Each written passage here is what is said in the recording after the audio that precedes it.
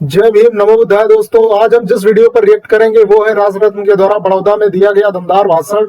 आप लोग जानते होंगे राजरत्न बाबा साहेब के परपोते हैं, लेकिन वो ऐसा नहीं मानते। क्यों नहीं मानते, वीडियो को देखकर पता चलेगा। पूरा वीडियो देखने पर हमें कई प्रश्नों के जवाब मिलेंगे। पूरा वीडियो मैंने भी नहीं देखा है, बस थोड़ा सा टेस्ट वर्क का वीडियो देखा है। वीडियो हम लोग साथ में देखेंगे, तो चलो वीडियो की तरफ चलते हैं। Let's start. आप लोग अगर बौद्ध बनते हो तो बौद्ध होने के बाद आपका आरक्षण रद्द होगा, इस तरह का डर आपको भारत सरकार बताएगी। इसका जवाब भी बाबा साहब ने दिया हुआ है। सभी मेरे भाइयों को, बहनों को और माताओं को राजरत्न अंबेडकर का जय भीम। आज हम लोग यहां पर डॉक्टर बाबा साहब अंबेडकर जी के संकल्प दिन को मनाने यहां पर आए हैं। संकल्प दिन के बारे में सभी लोगों को यहां पर पता है, लेकिन मैं संकल्प दिन के पहले की कुछ घटनाएं आप लोगों को बताना चाहता हूं। बाबा साहब के परिवार से हूं तो आप लोगों को कुछ पारिवारिक बातें बताना चाहता हूं। बाबा साहब जब छोटे थे और तब उनके पिताजी मिलिट्री में हुआ करते थे, रामजी बाबा, तब अचानक उनकी नौकरी चली गई, मिलिट्री की नौकरी चली गई। और मिलिट्री की नौकरी जाने के बाद सूबेदार मेजर रामजी अंबेडकर जी के पास इतने पैसे नहीं थे कि सारे बच्चों की पढ़ाई कराई जाए। उनके पास इतने पैसे नहीं थे कि बाबा साहब को भी पढ़ाए, आनंद राव को भी पढ़ाए, सभी बच्चों को पढ़ाए, घर का खर्चा करे। इसलिए रामजी बाबा अपने बड़े बेटे आनंद राव के पास आए और उन्होंने कहा कि अब मेरे पास इतने पैसे नहीं है कि मैं सभी लोगों को, सभी बच्चों की पढ़ाई कर सकूं। मुझे कुछ उम्मीद है, मुझे उम्मीद है कि ये जो भीवा है, बाबा साहब को बचपन में भीवा नाम से बुलाया जाता था, ये भीवा ये बड़ा होने के बाद जरूर कुछ बड़ा काम करने वाला है। मुझे आशा है कि बाबा साहब कुछ बहुत बड़ा काम करने जा रहे हैं, तो मैं चाहता हूं कि आप अपनी पढ़ाई बंद करें। आनंद राव से कहा कि आप अपनी पढ़ाई बंद करें और एक नौकरी मैंने देखी हुई है, आप वो नौकरी स्वीकारें और वो नौकरी करके आधा पैसा बाबा साहब के पढ़ाई को दे और आधा पैसा घर चलाने के लिए दे। आनंद राव जी ने उस समय जवाब दिया, अपने पिताजी को जवाब दिया, पिताजी, राम जी आनंद राव से पूछते हैं कि क्या आप तैयार हो इस चीज के लिए, क्या अपनी शिक्षा बंद करके बाबा साहब को पढ़ाने के लिए तैयार हो? तो आनंद राव जी ने जवाब दिया कि पिताजी, किसी बड़ी इमारत का, किसी बहुत बड़ी इमारत का अगर नींव होने का मुझे मौका मिलता है तो वो मैं नींव होने के लिए तैयार हूं। आनंद राव जी ने अपनी पढ़ाई को त्याग किया, नौकरी की और आधा पैसा बाबा साहब को पढ़ाने के लिए और आधा पैसा घर चलाने के लिए किया। सयाजीराव गायकवाड़ जी ने, महाराज जी ने बाबा साहब को स्कॉलरशिप दी। बाबा साहब की स्कॉलरशिप के बाद उस स्कॉलरशिप में ये एक कॉन्ट्रैक्ट था, एक एग्रीमेंट था कि बाबा साहब अपनी हायर एजुकेशन पूरा करने के बाद बड़ौदा सरकार में नौकरी करेंगे। ये एक एग्रीमेंट था। बाबा साहब की पढ़ाई पूरी हो गई, पैसे मिले थे, बड़ौदा सरकार से पैसे मिले थे, तो पढ़ाई पूरे होने के बाद बाबा साहब को उस पढ़ाई का उपयोग बड़ौदा सरकार के लिए करना था। यह बात शायद राम जी को पता नहीं थी। तो राम जी को पता चला कि बाबा साहब अंबेडकर पढ़ाई करके भारत वापस आ गए हैं, अभी बाबा साहब इस देश में सामाजिक आंदोलन करेंगे। बाबा साहब ने कहा, नहीं, मैं सामाजिक आंदोलन नहीं कर सकता, क्योंकि बड़ौदा सरकार ने मुझे जो पैसे दिए हैं, स्कॉलरशिप दिए है, उन्होंने एक कंडीशन रखी है कि यह पढ़ाई पूरी करने के बाद मैं बड़ौदा सरकार की नौकरी करूं, और इसलिए मैं अभी सामाजिक आंदोलन नहीं कर सकता।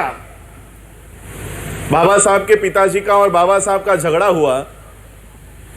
राम जी ने कहा कि नहीं, मैंने तुझे नौकरी करने के लिए तैयार नहीं किया है, मैंने तुझे नौकरी करने के लिए पढ़ाई करनी नहीं करवाई है, तुमको इस समाज का आंदोलन करना है।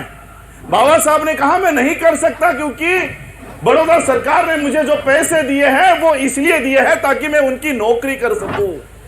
और मुझे जाना होगा। पिताजी ने कहा मत जाओ, मत जाओ, वहां पर पता नहीं कैसे लोग होंगे, तुमको बराबरी का मौका देंगे नहीं देंगे, तुम्हारे साथ क्या सलूक होगा वहां पर, तुम मत जाओ। बाबा साहब ने कहा मैं ऐसा नहीं कर सकता, मैं बंदा हूं, मैं उस कॉन्ट्रैक्ट से, उस एग्रीमेंट से बंदा हूं, अगर मैं नहीं जाता तो मुझ पे कानूनी कार्रवाई होगी, मुझे जाना होगा। बाबा साहब अपने पिताजी से लड़ झगड़ कर इस बड़ौदा में आए, और बड़ौदा में आने के बाद जो बाबा साहब के साथ हुआ वो आप सबको पता है। यहां का एक पियून भी बाबा साहब को फाइल फेंक कर दूर से दिया करता था। पानी का मटका तक बाबा साहब को छूने के लिए अलाउड नहीं था। घर बाबा साहब को यहां पर नहीं मिला, और फिर बाबा साहब अंबेडकर फिर से अपने घर के लिए निकले। वो आज का दिन है। यहां पर बाबा साहब ने संकल्प लिया कि मेरे पिताजी सही थे, मेरे पिताजी सही थे, मुझे अब इस बड़ौदा सरकार की नौकरी नहीं करनी, अब मैं यहां से जाकर मेरे समाज का आंदोलन करूंगा। जो गैर बराबरी की सिस्टम इस देश में है, इस सिस्टम को मैं उखाड़ फेंकूंगा। यह संकल्प बाबा साहब ने लिया, और यहां से बाबा साहब मुंबई गए, महाराष्ट्र गए, और उस दिन से, आज के दिन से लेकर अपनी आखिरी सांस तक बाबा साहब ने इस समाज का आंदोलन लड़ा। बाबा साहब ने अपने परिवार का आंदोलन नहीं लड़ा, अपने बीवी बच्चों के लिए नौकरी पाने के लिए बाबा साहब संघर्ष नहीं कर रहे थे। बाबा साहब ने हर एक मिनट, एक एक समय बाबा साहब ने इस समाज को दिया। आज आप लोग यहां पर मेरा गुणगान कर रहे हो कि बाबा साहब का परपोता यहां पर आया है। मैं बाबा साहब का परपोता नहीं मानता खुद को, क्योंकि बाबा साहब ने, ये जो मैं यहां पर खड़ा हूं, इस परिवार को समय नहीं दिया। ये जो मेरे सामने बैठा है, इस परिवार को बाबा साहब ने सबसे ज्यादा समय दिया है। ये जो मैं यहां पर खड़ा हूं, ये बाबा साहब का परिवार नहीं हो, ये जो आप मेरे सामने बैठे हैं, ये असली परिवार बाबा साहब का है। इसलिए मैं रिश्ते से बाबा साहब का परपोता लगता रहूंगा, लेकिन मैं विचारों से बाबा साहब का पहले सुपुत्र हूं, उसके बाद रिश्ते से परपोता हूं। बाबा साहब ने संकल्प लिया 1917 से लेकर 1956 के रात के 2 बजे तक, अपनी आखिरी सांस तक बाबा साहब ने इस समाज का आंदोलन किया। 5 दिसंबर के रात तक बाबा साहब अंबेडकर बुद्धायनीज धम्मा की प्रस्तावना लिख रहे हैं कि मैंने इतने करोड़ों लोगों को, इतने लाखों लोगों को बौद्ध धर्म की दीक्षा दे दी है, मेरे बाद ये लोग कैसे जिएंगे, कैसे आचरण करेंगे, इसलिए इनके लिए एक किताब होनी जरूरी है। बाबा साहब 5 दिसंबर की रात तक अपनी बच्चों के लिए प्रॉपर्टी की विल नहीं लिख रहे कि मेरे जाने के बाद ये बंगला मेरे बेटे को मिले, ये बंगला मेरे इस बेटे को मिले। बाबा साहब प्रॉपर्टी की विल नहीं बना रहे, लेकिन मेरा समाज कैसा आचरण करेगा, इसलिए बुद्धायनीज धम्मा की प्रस्तावना लिख रहे। 5 दिसंबर की रात तक। तो 1917 से लेकर 1956 तक एक एक मिनट बाबा साहब ने इस समाज के लिए दिया है। हमारा काम क्या है?